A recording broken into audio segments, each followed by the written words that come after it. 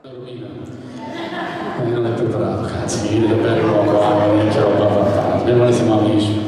Albano e Romina. Sono amico di Romina, mi messaggio spesso con Romina, siamo amici da tanti anni, e la cara Elena, sono molto amico di Chiari, adesso Romina Junior aspetta un figlio, Cristella ha sposato un ragazzo, ha 3 bei figli, che il maestro Vanolo sia in piedi non si può vedere questa cosa, ha dato una sedia a Vanolo. Ci sono altre sedie, ragazzi? Ah, ce ne sono, quindi magari prendile dentro da lì, oppure entrate lì dentro. Insomma, proprio fare anche lo scemo, guarda. Oh, presidente operaio, proprio l'aveva detto Berlusconi. Guarda. Romina dipinge, ma perché dipinge? Che cos'è quello? Arte terapia. Arte terapia. Come si fa a vivere sapendo di avere una figlia e non avere una tomba su cui piangere? Somsac. Cioè non ha nemmeno una tomba dove piange tua figlia, cara Romina, santa la Madonna, è una punizione del demonio. Sei povero, ti rassegni? Non credo. Maternità, madre, no? Matrimonio viene da mater, patrimonio viene da pater. Quindi noi non valiamo una mazza che mettiamo sui soldi. La famiglia sarà sempre della donna, perché è un matrimonio mater. Però Romina con l'arte è andata avanti, è riuscita a non suicidarsi, è riuscita a non farsi del male, è riuscita a tenere in piedi gli altri figli. Certo, se siete quelli dell'Instagram di Romina, Ilenia per lei torna domani, è così. Però con le sue belle opere, adesso è da tempo che mi dice Salvo, vieni a trovare in Puglia, appunto lì, vieni a trovare in Puglia. E io sono ben felice che la Puglia non è vicina e ho tanto da fare, però gliel'ho promesso, andrò e faremo questa bella personale dei suoi padri. Un po' sono tornati da Los Angeles, un po' li è sparsi per il mondo, e faremo una bellissima mostra di Romina ricordando la grande Ilenia con tutti gli amici, i figli. Però pensate voi, lui ha avuto un disagio, ma è qua, la racconta, eccetera, con sofferenza, e gli allieva la fanno assieme, anche se purtroppo non cammini adesso, camminerai tra un po'. Dico, adesso non cammini, camminerai tra un po'. Forse. Un po' cammini per dire che non cammini. Vabbè. E gli dà il sollievo. Immaginiamo Chico e Romina, una figlia ce l'ha sparita da 30 anni e Chico la manda, eppure loro fanno da te. Io ho il piacere e l'onore, forse meritato, però che entrambi si fidano di me e curiamo la protezione di entrambi. E quindi per me è un grande onore, non riesco a fare mostre a tutti, non voglio morire di infarto, voglio stare qua ancora un po' anch'io, e quindi un po' con fatica riesco a fare tutte queste cose che continuano a proporre. Ecco, questo è uno dei motivi per i quali non riesco ad andare da tutti quanti nelle loro città a curare tutte le richieste che mi fate di personali. Adesso la mano è alzata chi? La Bonfiglio, per cortesia già.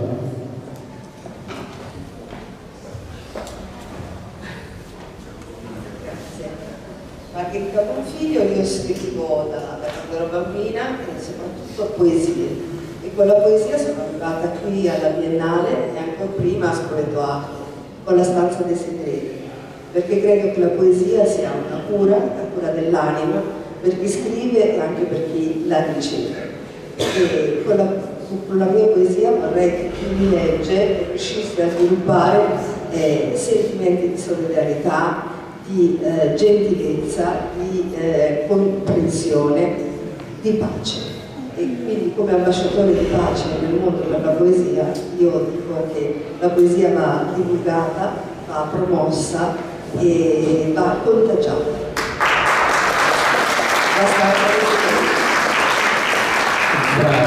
Parole sante, perché a volte ho una penna che sia in giacca, io ce l'ho sempre, anche se ho il telefonino con la tastiera più facile che scrivere. Su una tovaglietta di un bar, su una salvietta si possono scrivere 2 parole carissime all'amica, alla fidanzata, alla mamma, all'amico, a chi si vuole. E quindi la poesia è una delle forme d'arte più semplici, credo più semplice anche della musica, che lo strumento devi imboccarlo, farlo, devi trovare lo strumento. La poesia no, ce l'hai dentro e la butti fuori.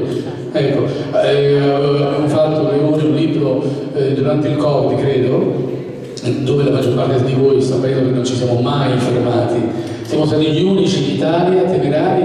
Io ho chiesto a Pier Silvio, ho detto non fermiamo l'arte in televisione, per carità, la Madonna, Covid o non Covid, il mondo non è finito, e abbiamo fatto arte in quarantena al CGCOM.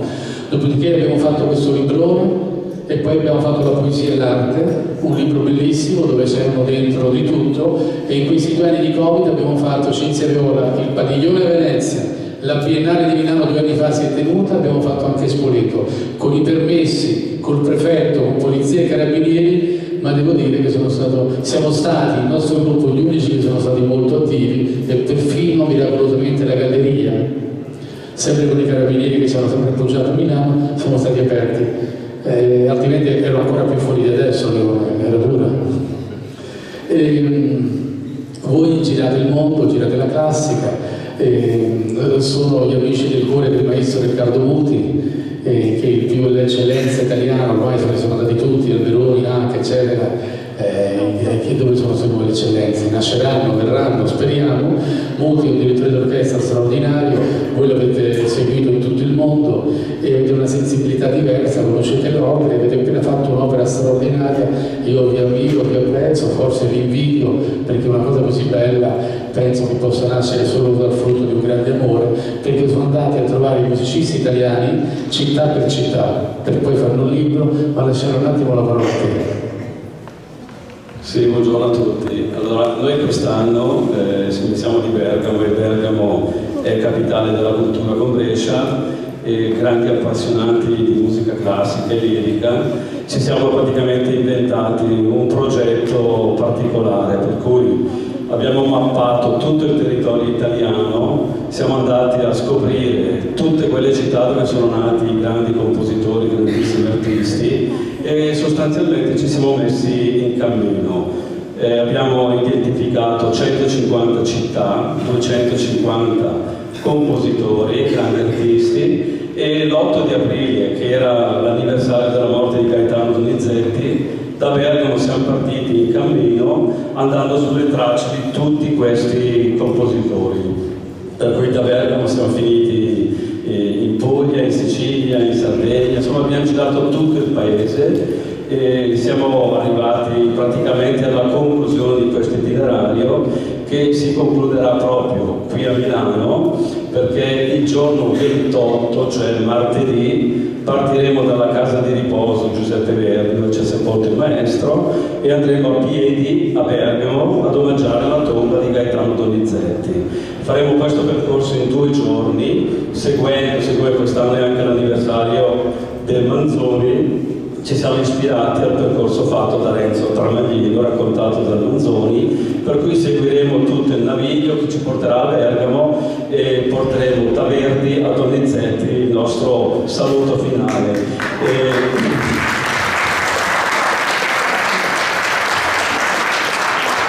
L'intento è nato perché sappiamo benissimo che l'Italia ha dato ha creato il melodramma è nato qui da noi.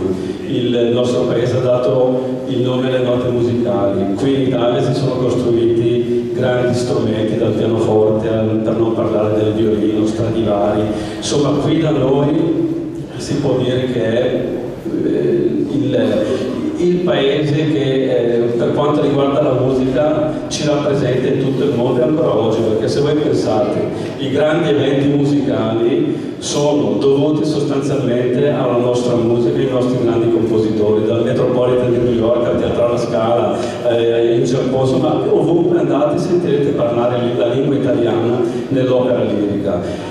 Questo viaggio non l'abbiamo semplicemente fatto per camminare, ma abbiamo chiesto gli incontri a tutte le amministrazioni comunali di tutte le città che abbiamo attraversato, con l'intento di stimolare gli assessori alla cultura a far sì che la musica non venga mai percepita come un divertimento, ma è dovuto anche, insomma, è qualcosa che ci rappresenta, ci porta nello spirito, ci porta dentro.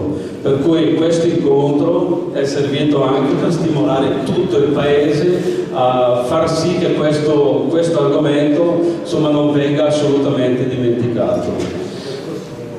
Qui praticamente abbiamo 2 drappi, su uno c'è rappresentato tutto il nostro itinerario con tutti i compositori e grandi artisti che abbiamo omaggiato, L'altro drappo, quello azzurro, ci sono tutte le firme degli assessori, dei sindaci, dal sindaco di Bergamo, il sindaco di Brescia, Firenze, Napoli, Cagliari, c'è anche Vittorio Scardi, c'è insomma l'assessore alla cultura di Milano, un po' tutti insomma.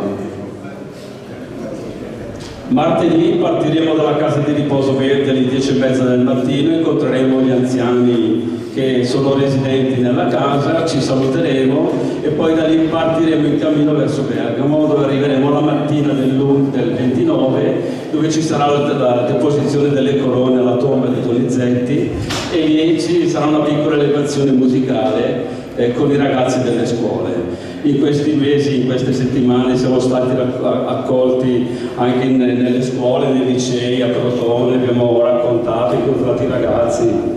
È stata un'avventura straordinaria, abbiamo davvero, c'è stata un'esperienza incredibile e affascinante. Molte cose le abbiamo scoperte in cammino e insomma è stata davvero entusiasmante.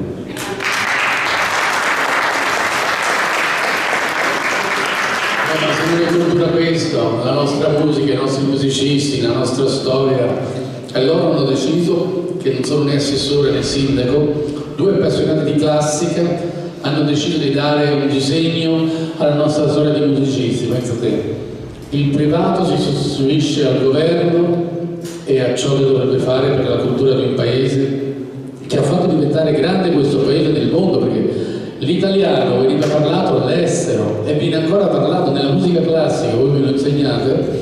Io ho avuto l'onore, sempre meritato, di fare l'intervista al maestro per i suoi 80 anni, che mi ha portato tanta di quella invidia. Ho fatto un'intervista di 10-12 minuti al maestro Muti per gli 80 anni, porca vacca, durante l'opera di Salisburgo. Vado a Firenze al Maggio Fiorentino, c'è una giornalista della Sette mi fa: ma lei ha fatto l'intervista? Non volevo proprio nessuno. Insomma, il maestro Muti è lui, l'eccellenza italiana, e questi due signori portano cultura e perdono a farla ricordando che i nostri fasti, la nostra musica va ricordata, perché se è un grande paese lo è per la sua storia. Senza storia non siamo nessuno, se non ci crediamo chi sono i genitori, i nonni, eccetera. Siamo forti proprio con la nostra cultura. E loro, con i loro soldi, fanno quest'opera. E spero tanto che sceglieranno casualmente un agente bravo in gamba come me per poter poi fare il libro e poter andare in televisione a destra e a manca per raccontarlo, perché è una cosa eccezionale. Il primo itinerario musicale, culturale italiano. Dovete fare un applauso, ma quello vero.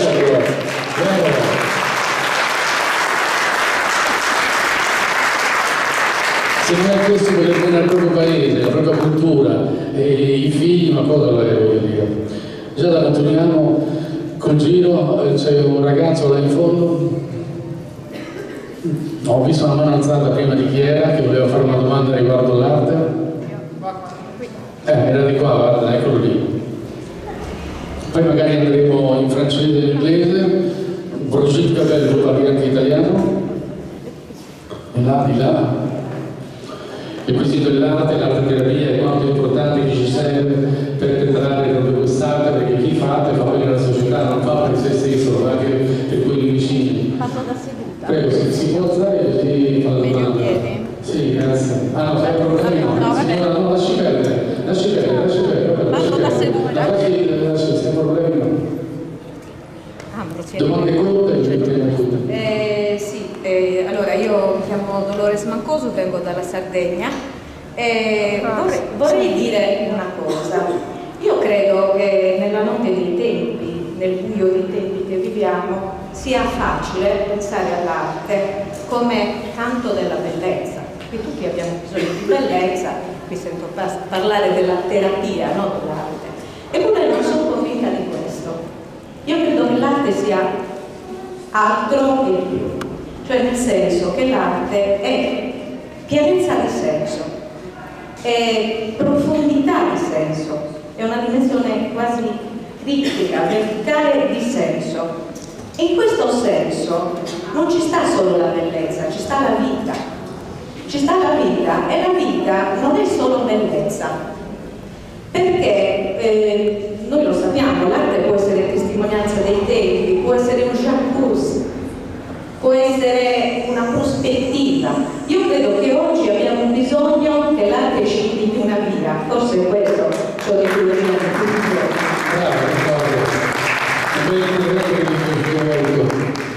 Sì, l'arte proprio per me, cioè io cerco di tenerla bassa, per me arte è vita, è tutto quello che io ho sempre solo toccato arte. Io non ho fatto altro che non sia stato arte. Anche una cosa piccolina, adesso da poco abbiamo comprato il laboratorio di Margherita Hack a Trieste, tra un po' sarà fruibile, dice sì certo, l'investimento immobiliare, no, per me è una forma artistica perché l'ho fatto con passione, potete viverla voi, sarà una casa d'artista e sarà una cosa bellissima, quindi certo l'arte è molto più di quello che noi diciamo, però sai non posso volere troppo alto, però poi io sono un sognatore, io sono il primo sognatore e qualsiasi cosa ho voluto me la sono presa. Mi sono coniugato una vita felice e spero di continuare così. Certo, magari sono abbastanza disturbato, ma non me ne accorgo. Io sono disturbato felice. Chi c'era? Sì. Leggere le poesie. Sì, leggimi una poesia che poi continuiamo. Ah, posso? Prego, una. Di che sono le tue poesie? Brava, facciamogli un applauso di incoraggiamento. Sara.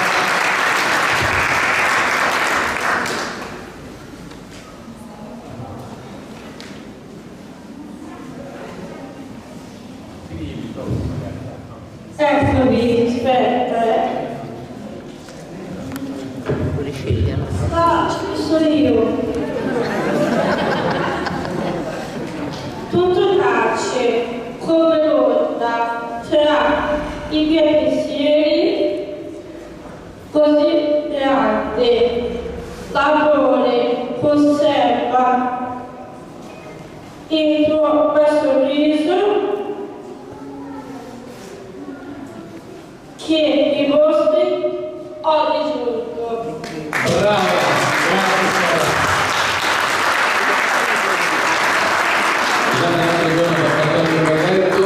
ci ha fatto un bellissimo ci ha fatto un bellissimo belletto l'altro giorno, abbiamo anche registrato e poi lo metteremo sulla pagina di Biennale Milano, sai Daniela? Metteremo, pubblicheremo sulla pagina di Biennale Milano questo bel balletto. Si alzi in piedi se vuole, è una domanda corta. Grazie a te, dica. Vediamo Costanza Rosalia, sono una testimone di Geova e sono qui per volevo così ringraziare tutti quanti, innanzitutto e poi mi volevo collegare con la sua tematica dicendo che l'arte è anche spiritualità, perché molte mie opere hanno così dei temi biblici, perché in effetti voglio così glorificare non solo il Dio, che è il più grande artista, ma anche coloro che così hanno l'opportunità di vedere, osservare. Volevo solo dedicare una scrittura biblica a quel signore che diceva che voleva vivere in un mondo senza più le guerre. Se mi permetta, è la scrittura del Salmo, che dice: porrà fine alle guerre in tutto il mondo, romperà gli archi, spezzerà le lance e brucerà le fuoco. Questa è una promessa che Dio fa a tutti quanti, a tutti coloro che amano la pace. Indipendentemente dal forma di religione, l'arte è una. Di religioni ce ne possono essere tante, ma il credo è uno. Io personalmente ho la mia religione, ma credo che il credo dell'arte sia universale. La cosa più bella è che qui è rappresentata da tantissimi paesi, perché uno sia musulmano, buddista, San Simone Geo, questo importa poco. L'importanza è la frequenza e lo spirito che è dentro, che è importante. Io ho girato il mondo e continuerò a girarlo. Sono stati pochi i paesi che non ho toccato nei miei tante tournée, abbiamo fatto dal Sudafrica, l'Africa, Cina, siamo stati ovunque a fare mostre. L'importante è la frequenza e quello che hai. Il mio amico fratello va nel Vietnam, in Olanda. Esistono gli uomini, le persone, noi partiti e le religioni. Dovete farmi un applauso per loro. Queste cose così importanti vanno apprezzate. Adesso vorrei che tu andassi dal fotografo Manolo, quello che dice sì con la testa, con i capelli bianchi, lì. Alzati Riccardo, eccolo lì, sono democratico io, no? Per un intervento riguardo, tu fai fotografia, ti impegni, investi, giri il mondo, vai nelle Filippine, cerchi lo scatto di quel momento, cioè, stai lì ore e ore, giornate a prendere un buon momento, qualcuno ti potrebbe dire quello è un matto, invece l'altro giorno una persona facoltosa, addirittura la proprietaria di questo palazzo si può dire che non è qui, è rimasta incantata, ha detto ma lui chi è? Non lui, la persona. Dico perché? Sembra una canzone di Renato Zero. È rimasta incantata dalla sua opera che dentro è forte, tutti quegli attimi, quelle ore, quei giorni passati a prendere lo scatto hanno avuto una risposta, certo non solo lei, in tante altre persone immagino attraverso, ho avuto il piacere e l'onore di curare qualche anno fa una mostra di Riccardo Bonolo in galleria con bellissimi pezzi, e tutto quel tempo che magari lui mette la direzione e la passione ad attendere quello scatto giusto, c'è chi capisce il motivo. Sì, grazie Salvo. Io sono un orgoglioso partecipante. Già del microfono vicino alla bocca. Perché veramente la fotografia per me è tutto. Troppo. Vicino un po', ce la fate, e la fotografia oggi è quella più bistrattata di tutte tra le arti, perché siamo inondati di immagini da tutte le parti, vere e false, costruite. Chiamarle arte diventa difficile, c'è sempre l'effetto wow che deve essere quello principale, il like che ti porta ad avere successo, il dito che scorre sullo schermo più veloce possibile, 10 millisecondi per immagine, cosa hai capito? Nulla. Queste occasioni, secondo me, tutte le mostre, sono l'occasione per l'artista ma anche per il pubblico di apprezzare quello che c'è dietro. Poi giudicare in modo personale, no? Perché ognuno poi reagirà in modo personale all'immagine, deciderà se è di suo gradimento o meno. Ma il regalo più grande che ti fanno è quando si soffermano davanti a una delle tue immagini. Valutandola, criticandola, non ha importanza. E una delle cose che volevo dirti stamattina era proprio per curare questo male che c'è in giro. Tiriamo fuori i nostri figli dalle case, portiamoli a vedere le mostre. Grazie. Quindi la ragione che lui viene molto distrattata, tutti siamo fotografi, ha detto una cosa molto importante, tutti crediamo, questo mestiere è stato bistrattato, i videomaker, i fotografi, oggi tutti fanno tutto in un attimo e chi lo fa di mestiere, chi lo fa con una certa sensibilità, chi ha una strumentazione passa per la persona che fa l'hobby e questa cosa non è giusto, soprattutto per chi ha un'esperienza alle spalle, appunto come il nostro amico. Purtroppo cambiano i costumi, cambiano forse, come dire, le mode, la tecnologia, ecco, e il fotografo, il videomaker adesso sono a spassi. Prima erano degli artisti e adesso invece sono a spasso. Ho visto forse un'altra mano alzata. Ecco, c'era la signora qui, già da per raggiungerla da qui forse, o da dietro. Prendila alle spalle.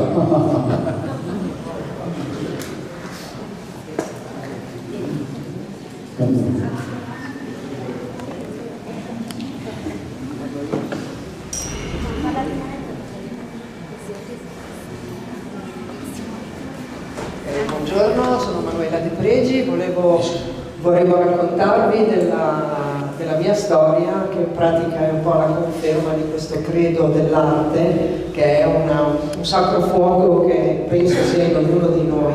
Io ho sempre avuto questo sacro fuoco, ma la mia famiglia non l'ha mai assecondato. Io per anni ho dovuto fare studi linguistici, ho dovuto fare studi in cui l'ora d'arte non era nemmeno contemplata. Sono andata avanti, ho fatto la brava bambina per tutta la vita, però questo fuoco dall'arte l'ho coltivato con 1000 altri studi secondari, quindi ho preso 1000 strade provinciali per arrivare al mio scopo. Nel 2016 finalmente ho avuto il coraggio di fare la mia prima personale. Nel 2018 ho lasciato il mio lavoro nel marketing delle vendite che avevo da anni e ho aperto la mia prima galleria.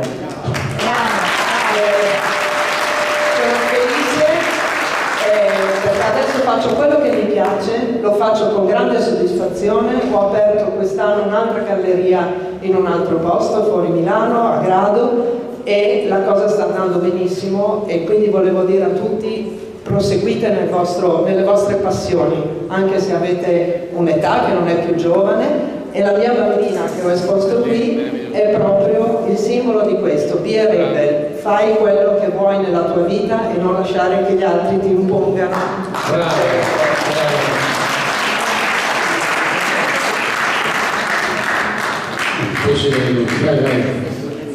Prego. Così voi puoi iniziare. Ciao, ti ringrazio per la possibilità che mi hai dato.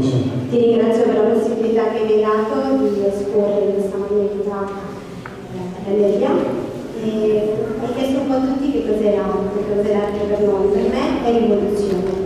Credo, dipingo fin da quando ero piccola e credo profondamente che sia l'unico ed esclusivo strumento che abbiamo oggi per cambiare il mondo. Quindi credo assolutamente che queste persone che sono qua sono esseri in missione, perché l'arte è una missione ed è lo strumento più potente che esiste sulla faccia della terra per cambiare qualcuno.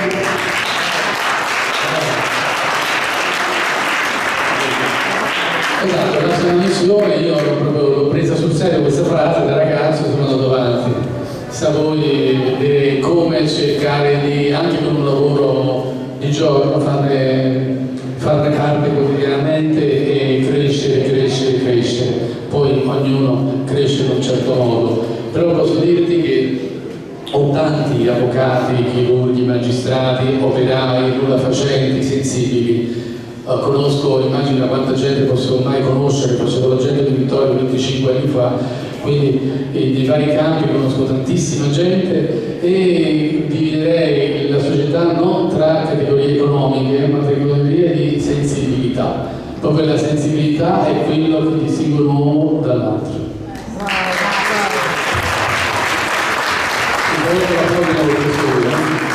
Prego. Tu fai sempre il popolo che fai film per, come si chiama, della genere, no? Dei ragazzini, supereroi. Toro, sempre un po' Toro. Leo Fiamani. Allora ringrazio tutti quanti presenti e ogni espressione, ogni opinione penso sia giusta. La mia opinione sul senso d'arte è che l'arte sia una legge naturale universale, dove Dio vuole, perché crede, si manifesta secondo questa legge tramite uno strumento, ognuno di noi. Quindi secondo me l'arte è un valore, un'energia etica, morale, se vogliamo, creativa, e quindi ognuno manifesta Dio, questa energia, come vuole. Quindi l'arte secondo me non ci appartiene. Noi, vorrei citare Gustavo Roy che disse io sono una grollaia, quindi noi canaliamo l'arte, Dio, questa energia, la manifestiamo. L'arte non ci appartiene, è sì di dominio pubblico. L'artista non ha tempo di fare la guerra, secondo me. Esatto, perché la creazione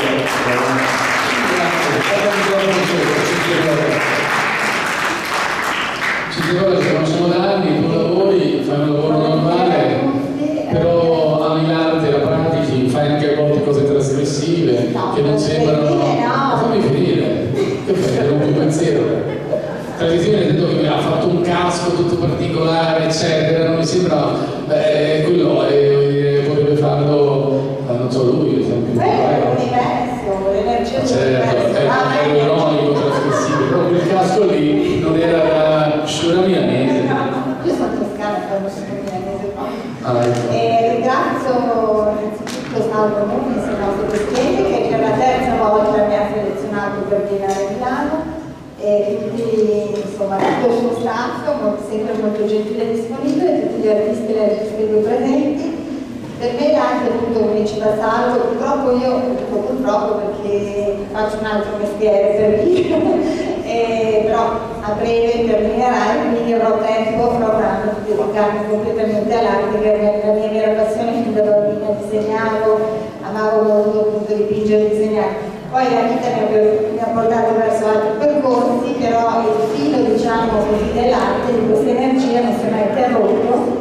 E quindi continua lentamente, perché io sono molto lenta e produco poco, però è proprio, per me è appunto vitalità, è esplosione di energia vitale,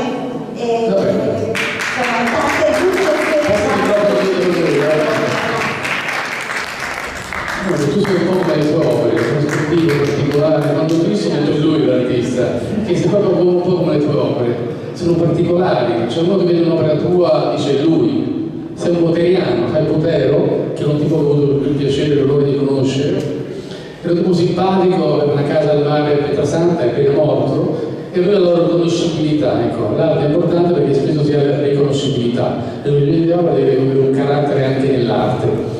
E tu comunque quindi con quelle cose strane sei riconoscibile. Allora, per me l'arte è un dispositivo con il quale esprimere del mondo che mi circonda e capire meglio, cioè trattare temi che mi interessano, ma soprattutto attraverso la mia arte quello che cerco il messaggio che voglio passare è di creare dei ponti tra i diversi linguaggi artistici, quindi arte visiva, danza, musica, poesia, insieme, così da poter essere in grado di trattare le tematiche che ci interessano in modo più efficace e di crescere insieme.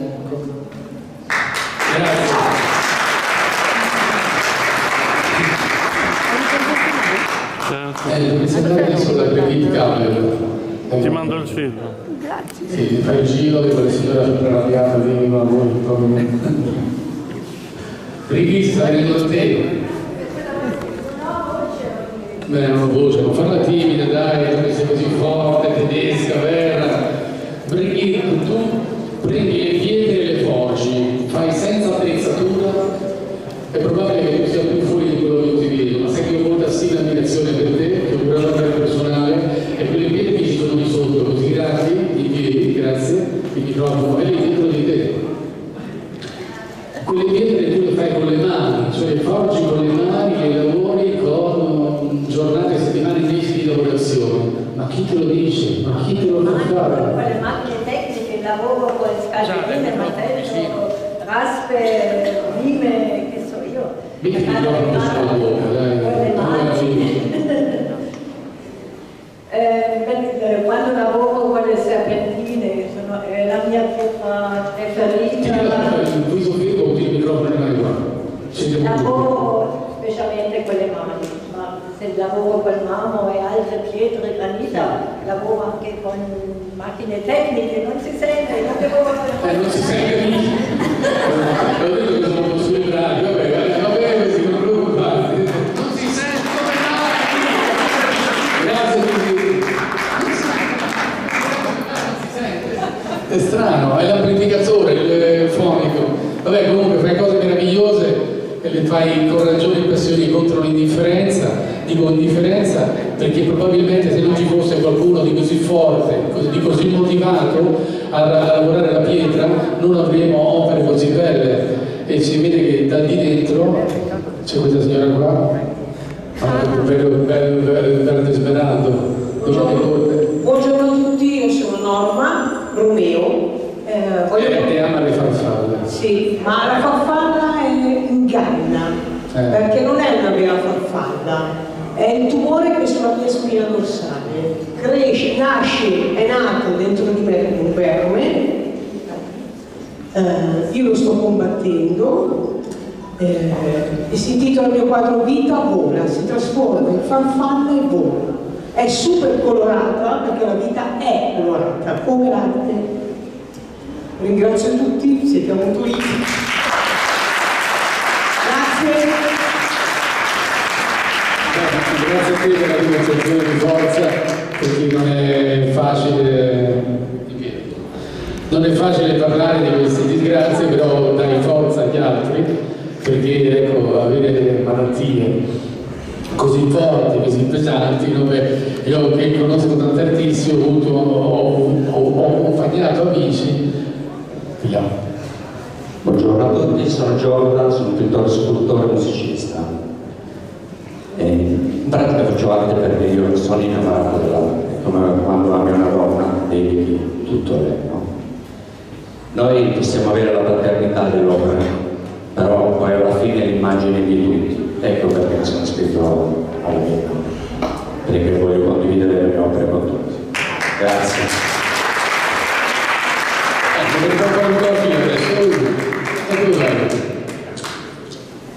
Ciao, presto, grazie. Signora Daniela, un intervento veloce, mi fido di lei?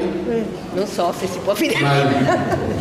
Allora, io sono Daniela Porro, sì, Daniela Porro, sono pittrice da tanti anni, dipingo donne, dico sempre che voglio esprimere l'anima attraverso gli sguardi. Arte per me deve essere a 360 gradi, infatti preferisco fare mostre personali dove espongo, oltre ai miei quadri, organizzo performance con balletti, musica e danza, diciamo a 360 gradi.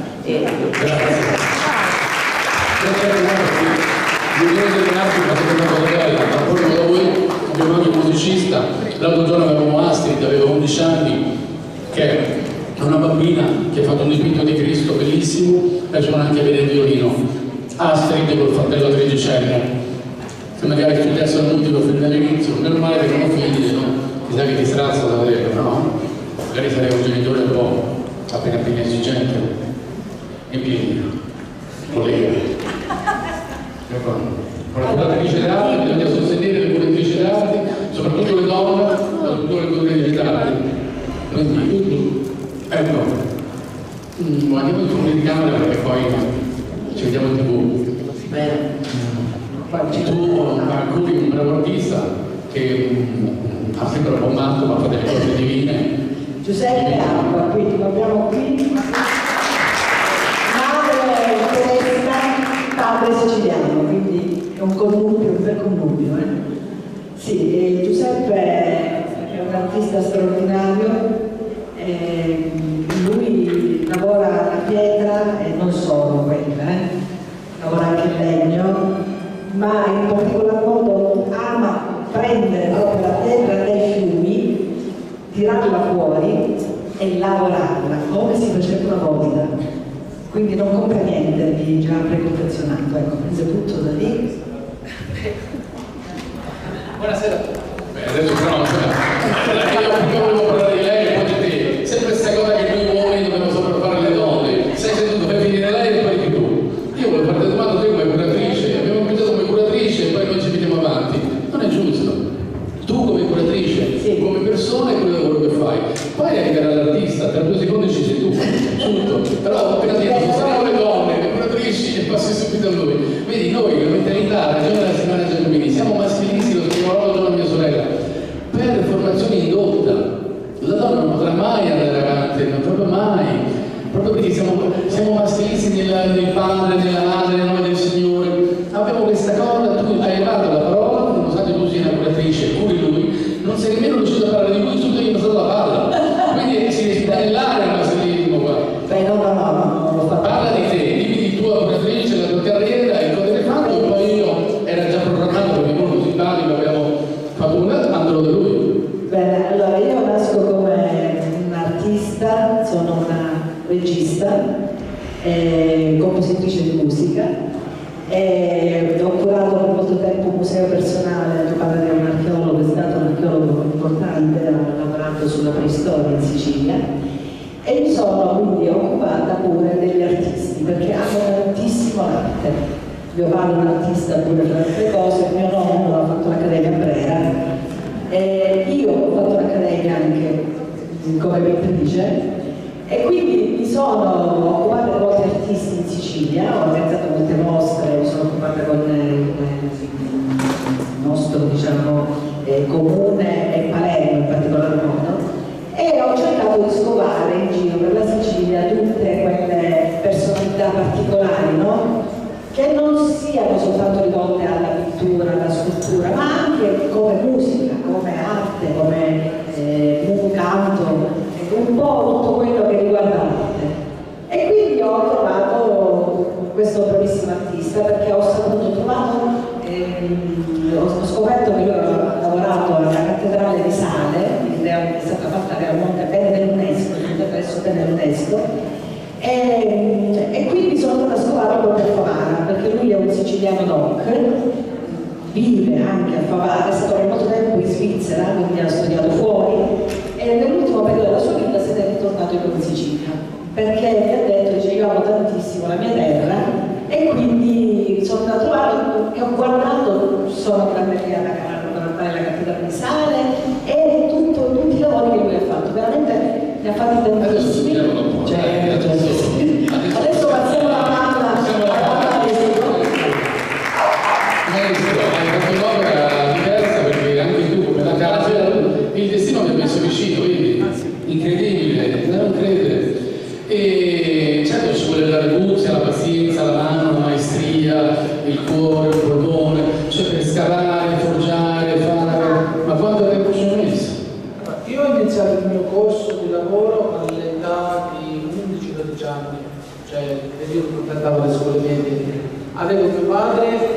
padre, anche il mio maestro, a livello di scultura, pittura, restauro.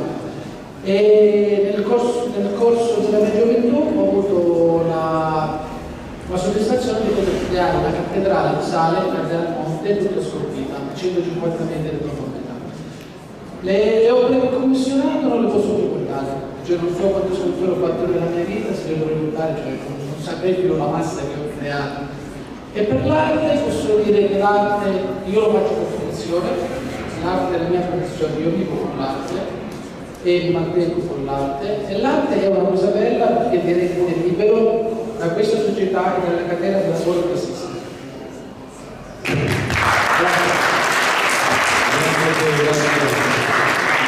Quando uno lavora con ragione e passione, alla fine arrivano i risultati. C'è poco da fare, mi piace dicendo che non sa quante commissioni che ha, e questa è una cosa importante. Prima di tempo arrivo, anche se in carne grasso adesso, perché si deve entrare. Allora, buonasera. Io sono ingegnere, faccio ricercatore e ho diverse pubblicazioni scientifiche internazionali, però quello che mi riempie il cuore è l'arte. L'ho sempre fatta, l'ho portata avanti e oggi ringrazio Salvo Nugnes e tutto lo staff per avermi portato in un panorama internazionale anche a livello artistico.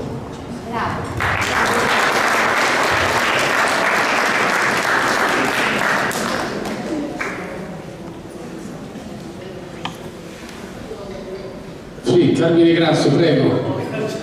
Appena parlato? No, mi ha iniziato lei. No, c'è. Allora, dicevo che per quanto riguarda invece la mia opera, sostanzialmente che cosa va a fare? Va ad unire la parte cognitiva, mediando la parte emozionale. Quindi sostanzialmente quello che va a fare è un figurativo che però viene distorto dalla parte geometrica, che è più ingegnista.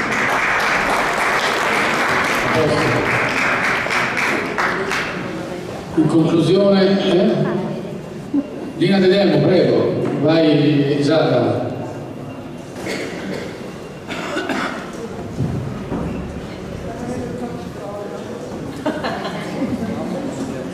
Una cosa stretta che se no siamo... Salve a tutti, io sono Lina De Demo, dico quando tengo 4 anni. Se non gli metti il microfono vicino alla bocca, Giada, non ti sentiamo. Dipingo dall'età di 4 anni, e dove vedevo bianco, multicasa, eccetera, eccetera, e sempre dipinto. Il primo quadro l'ho fatto a mia maestra delle elementari. Allora io crescendo, praticamente diciamo in una cultura metafisica, all'inizio i miei paesaggi erano appunto tanto sull'orizzonte, sfumature, dove finisce proprio la materia, incomincia proprio dalla realtà alla fantasia, gli orizzonti. Poi ho elaborato mano a mano appunto la mia pittura, e diciamo che ora tendo a cerco di cercare di elaborare il dolore, anche nella ambivalenza oppure resilienza, parola più comune, c'è come elaborare il dolore, e ovviamente anche nell'arte, però cercare la forza in noi. Mi riferisco anche, è dedicata alla signora che sta combattendo una malattia molto dura, e comunque di qualsiasi tipo di sofferenza. E dedico questa poesia che avevo scritto, La gioia nel dolore. Io non guardo le mie cicatrici con tristezza, io le vedo con la gioia e il coraggio, con la forza che ci viene data in questi momenti, con la forza che nemmeno noi sappiamo ad avere, ma c'è. Abbiamo le cicatrici, chi ha combattuto sta combattendo una guerra, ma io non mi sento una guerriera, perché non si può combattere a mani nude contro un caro amico. Sento solo la vita da accogliere, così come viene, perché nulla è per caso, va accolta in ogni suo momento, bello o brutto che sia, perché anche nel dolore si può scoprire la gioia. Grazie.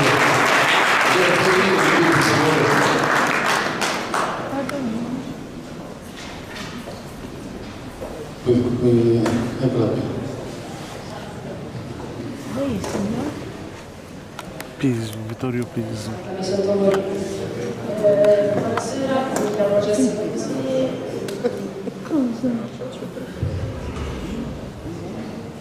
Sembra di avere un gelato al posto del microfono. Vado molto diretta. Credo che l'arte abbia bisogno di rivoluzione, abbia bisogno di cambiamenti. Sono una persona molto ribelle. Credo che l'arte abbia bisogno di rinnovamento. Scusate, sono così, sono molto schietta. Giusto. Grazie lo stesso, perfetto. Non hanno tanti riceviti di parole e credo che l'arte abbia bisogno di rivoluzione. È tutto.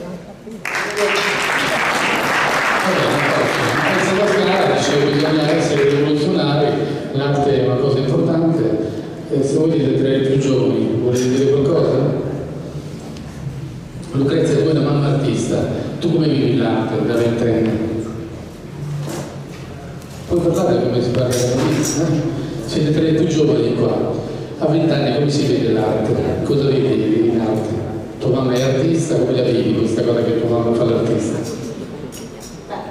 Viene dalle persone, Ma tu, non gli altri, come la vivono? Emozionata, dai, l'emozione a volte giustamente non... l'emozione, ecco, l'ho trovata, lei sì che parla. Tu perché fai arte? Per raccontare quello che vedo, quello che sento, quello che vivo.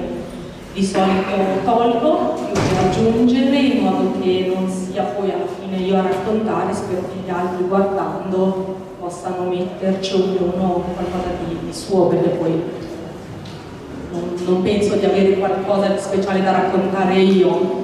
Spero che ognuno possa portare un pezzo della propria vita o del proprio sentire in quello che vede.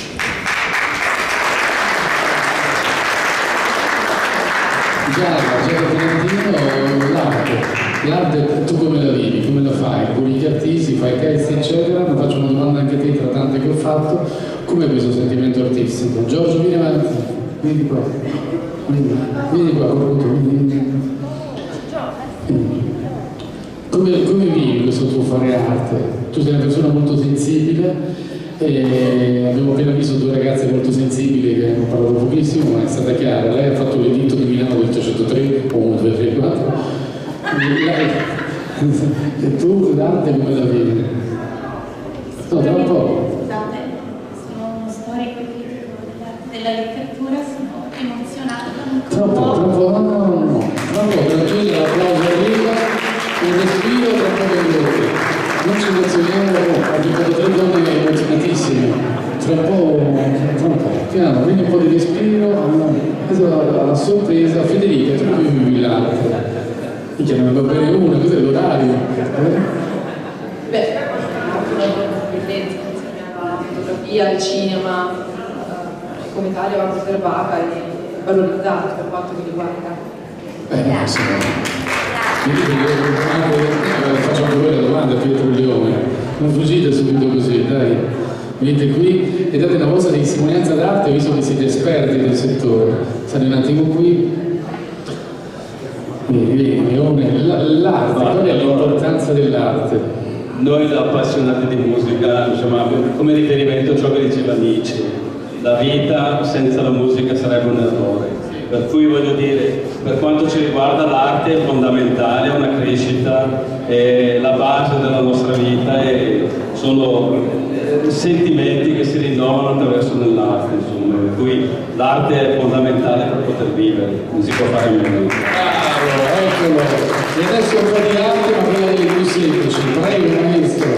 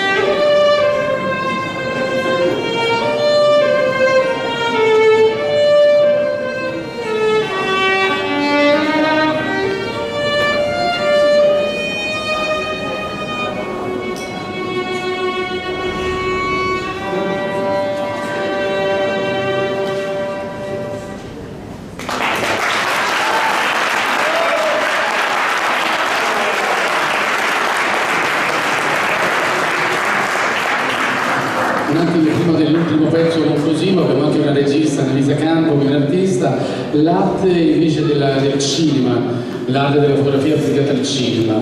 Quanto poi può fare a noi che la sera ci distraiamo, pensiamo, riflettiamo, piangiamo, ci emozioniamo, ridiamo? Ma il cinema è veramente educativo, è come la musica, no? Il cinema fa le mode, fa i costumi e secondo me dovrebbe essere anche utilizzato come strumento educativo al posto dell'educazione sentimentale, scegliere di film o realizzare meno film violenti, perché ultimamente abbiamo troppi film violenti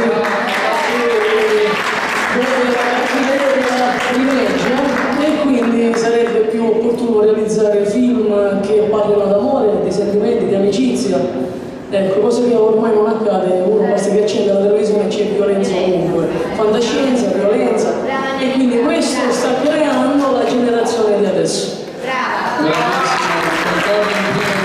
Film di fratellanza, film di beneficenza, film di storie toccanti, invece ogni volta è una guerra, una battaglia, pistole, americani, è una tragedia, invece noi ci piace il violino.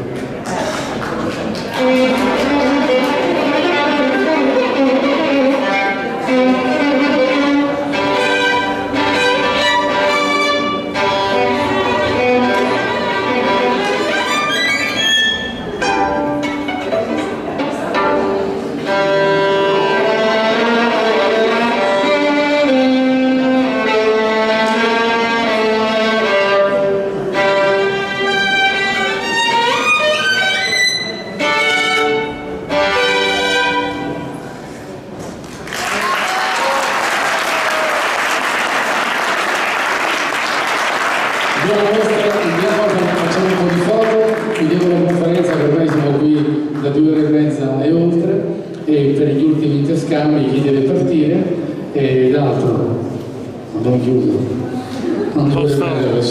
Posso dire una cosa? Vuoi dire una cosa? Mi dica.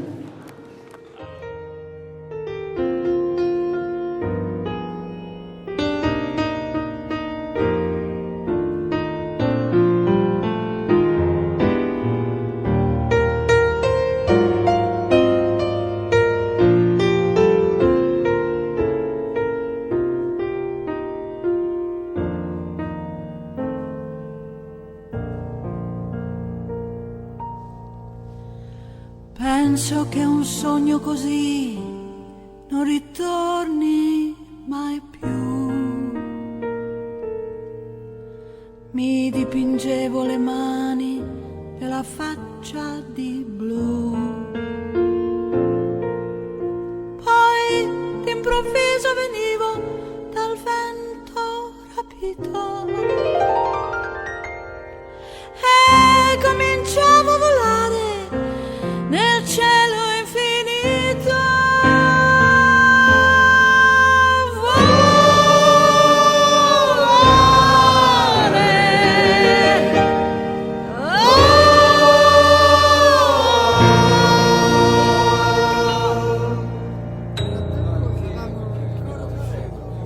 Che vergogna! Ciao! Io mi ho preso